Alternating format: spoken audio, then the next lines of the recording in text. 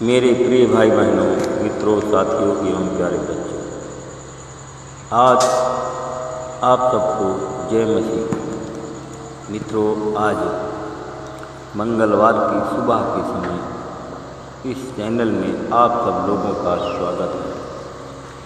मित्रों, आज मैं भोर के समय फिर आप लोगों के सामने उपस्थित हुआ हूँ। मैं आज सबसे पहले वचन बताऊँगा, फिर प्रार्थना करूँगा। मित्रों, आज का वचन है बाइबल की किताब पहला सामुएल की किताब, उसका 24 अध्याय का 19 वचन है।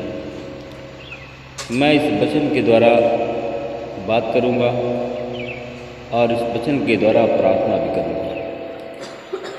जब कोई मनुष्य अपने दुश्मन को पाता है, तब क्या वह उसे सुरक्षित जाने देता है? जो व्यवहार आज तूने मेरे साथ किया है, प्रभु उसके बदले में तेरा भला करे। आमीन।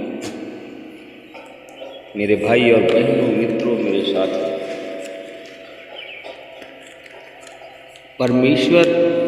परमेश्वर से आप लोग नफरत करते हो। परमेश्वर आपसे नफरत नहीं करता है। आप जब संकट में पड़ते हो तो परमेश्वर को अपशब्द आप लोग बोलते हो, अपशब्द कहते हो, परंतु उस अपशब्द से परमेश्वर आपसे नाराज नहीं होता। मेरे भाई और बहनों, मित्रों, मेरे साथियों, क्योंकि जब परमेश्वर आपको पाएगा तब वह आपको सुरक्षित जगह पर ले जाएगा और आपके साथ में वह अच्छा व्यवहार करेगा। आपका बुराई के बदले वह भलाई करेगा। जैसे हमने बताया, जब कोई व्यक्ति अपने दुश्मन को पाता है, तब क्या उसे सुरक्षित जाने देता है? जो व्यवहार तूने आज कहा मेरे साथ किया है, उसके बदले में मैं वह तेरा भला करे। मेरे भाई और बहनों, मित्रों, मेरे साथ परमेश्वर भला है और वो भलाई करता है। हम प्रभु के दास यहोशू के बारे में बताएंगे। प्रभु ने यहोशू से कहा, तू अपने कुल के एक पुरुष के हिसाब से सब कुलों में से 12 को चुन लीजिए और उन्हें आदेश दे दो कि तुम यहाँ यरदन नदी के मध्य स्थान जहाँ पुरोहित पैर रखे थे 12 पत्थर लो और अपने कंधों पर उठा करके ले जाओ। जिस जगह पर तुम आज रात को पड़ाव रहोगे, वहीं पर उसको रख देना। तब यहोशू ने इजरायली समाज में उन 12 पुरुष को बुलाया, जिन्हें उसने प्रतिकुल के हिसाब से नियुक्त किया था। मित्रों, यहोशू ने फिर उससे कहा, यहोशू ने उनसे कहा कि तुम अपने प्रभु परमेश्वर की मंजूषा के सम्मुख की यरदन नदी के मध्य में आओ। इजराइल के 12 कुलों की संख्या के अनुरूप प्रत्येक पुरुष एक एक पत्थर अपने कंधे पर रख कर ले जाएगा। यह तुम्हारे मध्य स्मारक एक चिन्ह माने जाएंगे। तब उसने कहा, मित्रों, जब भविष्य में तुम्हारे बच्चे तुमसे यह पूछेंगे, इन पत्थरों का क्या अर्थ है, तब उन बच्चों से तुम कहना कि प्रभु की विधान मंजूषा के सम्मुख यरदन नदी का जल प्रवाह रुक गया था। तब प्रभु की विधान मंजूषा ने यरदन नदी पार की, तब उसका जल सूख गया। अर्थात ये पत्थर इजरायली समाज के लिए सदा सर्वदा एक स्मारक चिन्ह माने जाएंगे। इजरायली पुरुषों ने यहोशू के आदेश के अनुसार काम किया। उन्होंने इजरायली कुलों के संख्या के अनुरूप यरदन नदी के मध्य भाग से 12 पत्थर उठाए, जैसे प्रभु यहोशू ने कहा था। वे उनको अपने कंधों पर रख करके उस स्थान पर ले गए जहाँ उन्होंने पड़ाव डाला था। मेरे भाई और बहनों, मित्रों, मेरे साथियों, उन्होंने यहाँ पर रख दिया उस पत्थर को। यहोशू ने यरदन नदी के मध्य उस स्थान पर जहाँ विधान मंजूसा वहन करने वाले पुरोहित ने पैर रखा था 12 पत्थर प्रतिष्ठित कर दिए। वे आज भी वहाँ हैं। जिन कार्यों को करने की आज्ञा प्रभु ने यहोशू के द्वारा इजरायलियों को दी थी, जब तक वह पूर्ण नहीं हो गए तब तक विधान मंजूसा को वहन करने वाले पुरोहित यरदन नदी के मध्य में खड़े रहे। ऐसा ही आदेश मूसा ने यहोशू को दिया था। मेरे भाई और बहनों, मित्रों, साथियों, लोगों ने जल्दी जल्दी नदी पार की। जब लोग नदी पार कर चुके तब प्रभु की विधान मंजूसा वहन करने वाले पुरोहित उस पर पार गए और फिर इजरायली लोगों के आगे हो गए। वे मूसा ने रूबेन तथा गाद वंशियों के मनुष्यों के आधे गोत्र से कहा था कि उसके अनुसार हथियार बांधे शेष इजरायलियों के आगे उस पार गए। वे अस्त्र शस्त्र से सुसज्जित थे और वो लोग 40,000 सैनिक थे। वे युद्ध करने के लिए प्रभु के सम्मुख यरीहो के मैदान की ओर गए। मेरे भाई और बहनों, मित्रों, मेरे साथियों, वे प्रभु के सामने यरीहो मैदान की ओर गए।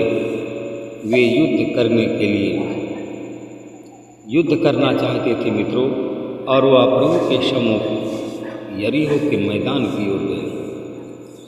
उस दिन प्रभु ने जो काम किया उसके कारण यहोशू इजरायली समाज की आंखों में एक महान पुरुष के रूप में प्रतिष्ठित हो गया। जैसे इजरायली लोगों ने मूसा के प्रति उनके जीवन भर के प्रेम पूर्वक भय रखे थे, श्रद्धापूर्वक भय रखे थे, और वैसे ही यहोशू के प्रति श्रद्धापूर्ण भय रखते रहे।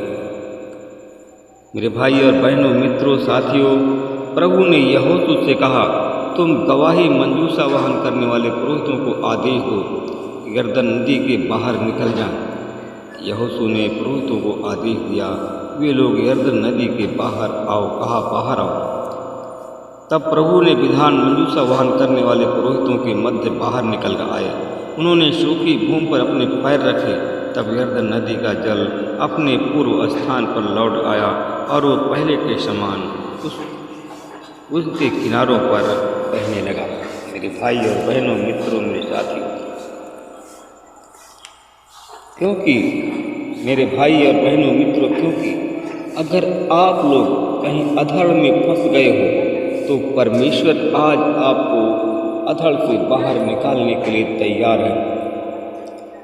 मेरे भाई और बहनों, मित्रों, मेरे साथी, उसके बाद उन्होंने यरीहो नगर के पूर्व दिशा में गिलगाल में पड़ाव डाला। जो 12 पत्थर उन्होंने यरदन नदी से लिए थे, उनको यहोशू ने गिलगाल को में प्रतिष्ठित किया। उसने समाज से कहा, आज जब भविष्य में तुम्हारे बच्चे तुमसे यह पूछेंगे कि ये पत्थर क्या है, तब तुम उन्हें यह बताना कि इस यरदन नदी को हम इजरायलियों ने सूखी भूमि पर चलकर पार किया था। तब तुम्हारे प्रभु परमेश्वर ने लाल सागर के साथ ऐसा ही किया था। जब तक हम उसको पार नहीं चले गए तब तक उसने उसको हमारे सम्मुख सुखाए रखा। इसी प्रकार प्रभु परमेश्वर ने यरदन नदी के जल के साथ में किया था। जब तक तुमने यरदन नदी पार नहीं कर ली तब तक प्रभु ने उसको तुम्हारे सामने सूखी भूमि बनाए रखा। इस कारण पृथ्वी के सब लोगों को मालूम होगा कि प्रभु के हाथ में सामर्थ्य है, और तुम जीवन भर अपने प्रभु की भक्ति करते रहोगे। मेरे भाई और बहनों, मित्रों, मेरे साथियों, प्रभु के पास में सामर्थ्य है, इसलिए प्रभु की आप भक्ति करें। प्रभु जैसे उन लोगों को, इजरायली लोगों को बचाया था, और जैसे पहले जैसे इजरायली लोगों को परमेश्वर ने बचाया था, वैसे ही तुम्हें महाप्रलय से बचाएगा।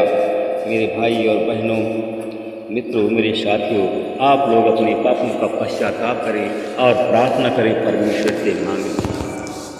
Hallelujah, hallelujah, hallelujah, hallelujah. धन्यवाद, धन्यवाद, धन्यवाद। अनुग्रहकारी पिता परमेश्वर प्रभु यीशु मसीह आपका धन्यवाद हो। मैं उन भाई बहनों के लिए प्रार्थना करता हूँ जो हमारे भाई बहन हमारी प्रार्थना में जुड़े हुए हैं, जो बच्चे हमारी प्रार्थना में जुड़े हुए हैं, जो हमारे भाई बहन प्रलय में जिनके जीवन में प्रलय का आगमन हुआ है, जो प्रलय जिनके जीवन में प्रलय है, जिनके परिवार में आतंक है, प्रभु जी उन भाई बहनों को उस प्रलय और आतंक से बचाने का आप काम करें परमेश्वर पिता, उनकी मदद करें परमेश्वर पिता। जैसे इजरायली लोगों को यरदन नदी से पार करवाया था, यरदन नदी में पानी भर गया था, बाढ़ आ गई थी और जब डूबने लगे थे तो इजरायली लोगों को पार कराने के लिए तूने नदी को सुखा दिया था। परमेश्वर पिता मैं धन्यवाद करता हूँ, उन भाई बहनों के लिए मैं प्रार्थना करता हूँ। इतने लोग आधार में फंसे हुए हैं, करा रहे हैं, चिल्ला रहे हैं, प्रभु जी उनको उनसे मुसीबत से छुड़ाने में उनकी मदद करें परमेश्वर पिता। इतने हमारे भाई बहन हमारी प्रार्थना में जुड़े हुए हैं और बैठे हुए सुन रहे हैं परमेश्वर पिता। जितने हमारे जिन भाई बहनों का काम अधड़ में रुका हुआ है, आज यीशु मसीह के नाम से पूरा हो जाए। मैं धन्यवाद करता हूँ, उन लोगों के लिए प्रार्थना करता हूँ प्रभु जी जितने हमारे भाई बहन हमारी प्रार्थना में जुड़े हुए हैं, जिन भाई बहनों के पेट के अंदर आत्म सूजन है, आत्म इन्फेक्शन है, आज यीशु मसीह के नाम में उनके आँत की सूजन, आँत का इन्फेक्शन से उनको छुटकारा मिल जाए। मैं उन भाई बहनों के लिए प्रार्थना करता हूँ जिन बहनों को के बच्चेदानी में सूजन है या बच्चेदानी में गांठ है, इस कारण वो बच्चा पैदा करने में असमर्थ है। आज प्रभु यीशु मसीह तेरे नाम से उन बहनों के बच्चेदानी के गांठ को यीशु तेरे नाम से सुखाने का आप काम करें। और जिन बहनों के बच्चेदानी में इंस्ट्रक्शन है उसको आप चंगाई देने के काम करें परमेश्वर पिता। आप ये सब काम कर सकते हैं, आपके लिए कोई असंभव नहीं है, सब कुछ ये काम आपके लिए संभव है। हालेलुया, हालेलुया, धन्यवाद परमेश्वर पिता। मैं आपके दिन की प्रार्थना करता हूँ परमेश्वर पिता, जो हमारे भाई बहन आज हमारी प्रार्थना में जुड़े हुए हैं, जिन भाई बहनों के पैर फ्रैक्चर हो गए हैं, ठीक नहीं हो रहे हैं प्रभु जी, आज उन भाई बहनों को पैर को आज जोड़ने का काम करें और उन जो भी उनके पैर में इन्फेक्शन है और उन पैरों के इन्फेक्शन में प्रभु जी चंगाई देने में उनकी सहायता करें परमेश्वर पिता। आपके सहायता बिना कुछ भी हम सब नहीं कर सकते परमेश्वर पिता। हम आपको धन्यवाद करते हैं प्रभु जी। हमारे भाई बहन जितने हमारे प्रार्थना में जुड़े हुए हैं उनके हर एक काम को तेरे हाथ में देता हूँ, उनके हर एक अधूरे काम को तेरे हाथ में देता हूँ और प्रभु उनको आप पूरा करने में मदद करें। इस प्रार्थना को मैं उद्धार करता है, इसी के नाम से मांगता हूँ, आमीन।